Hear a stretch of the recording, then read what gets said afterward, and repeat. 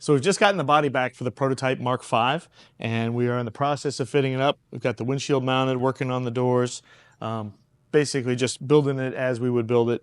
But now that the windshield is on and the body's in the final position, you really get a good chance to see how much different the cockpit is, because you have the roll bar, you have the windshield as a reference.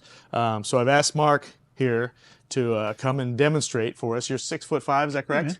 Good to see you, Jim. 6'5", right? Yeah, yep. 6'5", 330. Okay, yeah. so Mark, typically in the past you've had to modify the cars to be able to fit. I do. I have to pay close attention to the pedal height. I can't use seat tracks.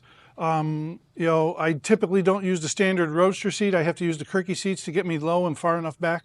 So there's all these things that I have to do to make all it the for tricks. Yeah, for big guys. Yep. So this is set up right now, no tricks. This is the standard seat. Pedal box is bolted in the standard location. The seat is not on tracks, but otherwise everything is you know, as you would build it. Actually, when I was driving, I needed the tracks to get the height right. But we'll see how you sit in it. I don't have a door latch on it, so I'll help you. All right. But give it a try.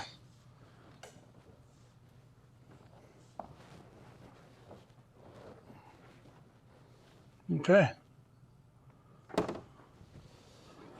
So I can tell you already, you know, size-wise, like normally I have to, well, you've already removed the seat tracks, but with a standard Roadster seat, I can't articulate the pedals.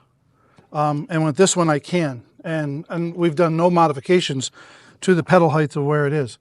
So, and I also normally will put spacers underneath the steering wheel pillow block to raise the steering wheel to get it off my leg. But already I've got 3 inches of room here without any modifications whatsoever. And with sitting in the car, a standard 1 through 4, my left leg would hit the door hinge. And now you're below it. I'm below it. Yeah, I'm not even touching the door hinge at all with my left leg. So I see a bunch of differences. And I think for me, the biggest difference that I see is right here, the line of sight. Because when I'm in a standard Roadster seat and a Mark 1 through 4 with seat tracks, I look through the chrome bar on top of the seat. That's why when I build my cars, I'll use the Kirky seats to get me low enough without the seat tracks. But this car here, I'm looking almost mid windshield. So I could actually, for the first time, use seat tracks on a car that I would build for myself. So we actually, on this car, the back of the cockpit is more shaped around the seat that we offer already. So that seat actually is not at a disadvantage over even the Kirky lowbacks. You know, they give about the same amount of space because this one will tuck really tight back into the back bulkhead here. So that's what you're seeing here. That gets you back like that. Yeah, I could see that because the Kirkys are kind of square in the back. So without having one in here to try, you know, I could see that it probably wouldn't go back as far as this one. Yeah. It doesn't go back as far, but it's a thinner pad.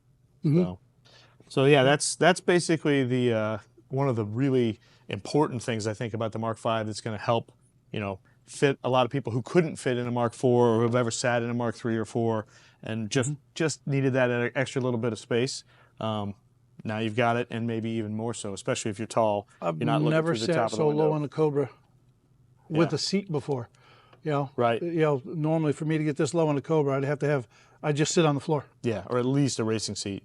Right. Yeah. This is awesome. I can't wait. So, more progress.